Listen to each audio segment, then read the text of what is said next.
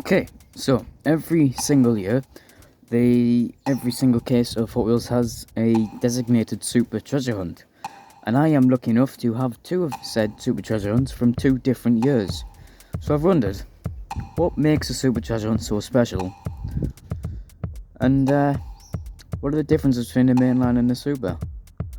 But first, of course, in these very warm weathers we're getting at the moment in the UK, stay refreshed.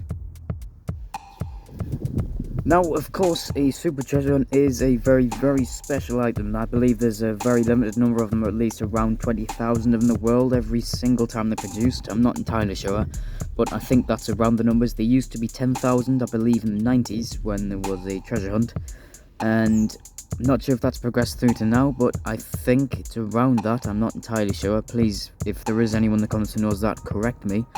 But these are my two. I have on the left my 2019 Porsche GT3 RS 2019 Q case, and my on the right E case, I believe it is 2021. These two are both highly special in my collection. They are definitely the most special things I have by far. It took me 3 years to find one, and then in the space of 3 days I find both of these, which I think is crazy, and I don't think that luck will ever happen again. If I find another one, I'll be absolutely over the moon, but we'll see what happens. In the future, we never know what will happen. But these two are quite special.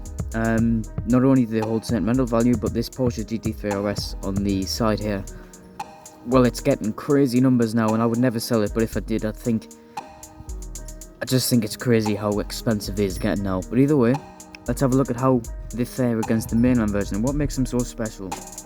Now, unrecognised to many people, the actual card art itself is very different between the two. Now, on this mainline release of the Porsche, you can see the colour is just not the same, but also the wheels are slightly different. The wheels are sort of what my mates Craig's 164 scale world, or 164 world on Instagram would call these the pizza wheels, or on there like that. And on this one here, on the Super, you can see they're more sort of a GT3 RS style wheel, which is correct. The colour is slightly different, but that may just because it's in plastic, I'm not entirely sure. But yeah, it's a very different card art, and you may also be able to see under there the gold circle flame logo, which of course represents a Super and is only on that Super. Now, they are pretty much the only differences on the card for these two, but there are also differences on the card for my K&N Corvette. The card isn't different because it is a shorty versus a long card. As you can see, the wheels are also different as they represent the actual one on this mainline. We can see there is different offset wheels on the front and the backs versus this one, which are also front and backs.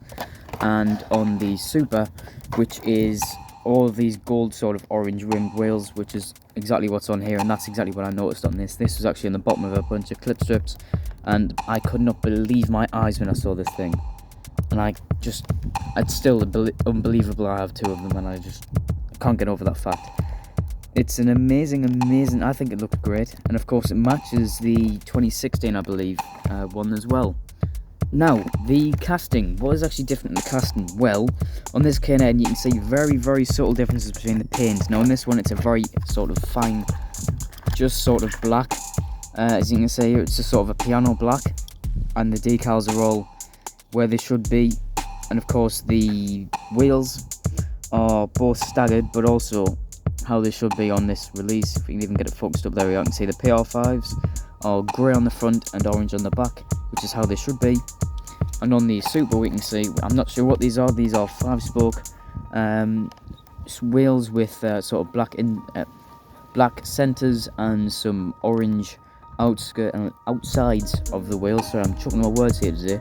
But also the paint is nice and different. It's a black Spectraflame, so in the sun when it hits you can really see how clear it is.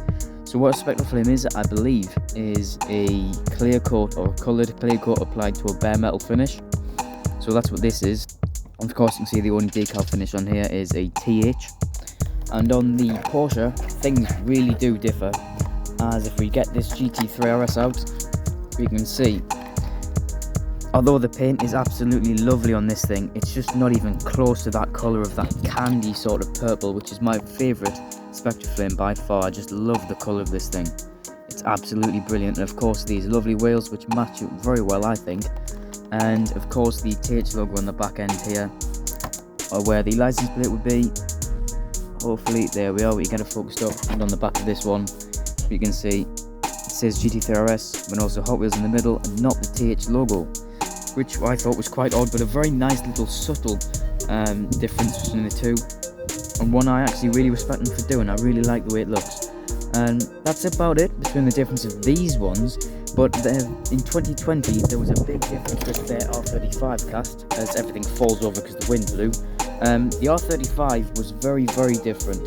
The R35 was a white 50th anniversary release with red sort of lines going through the middle and red 50th anniversary in the back.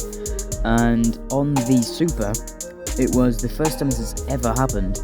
It was a completely different colour. It was blue Spectre Flame with white through inserts, which is of course how the actual car was, which I thought was quite cool that they sort of managed to replicate that in a way where it is generally quite accurate. So I'm going to say well done to them. I'm also going to say stay safe, happy hunting, and of course, stay juking.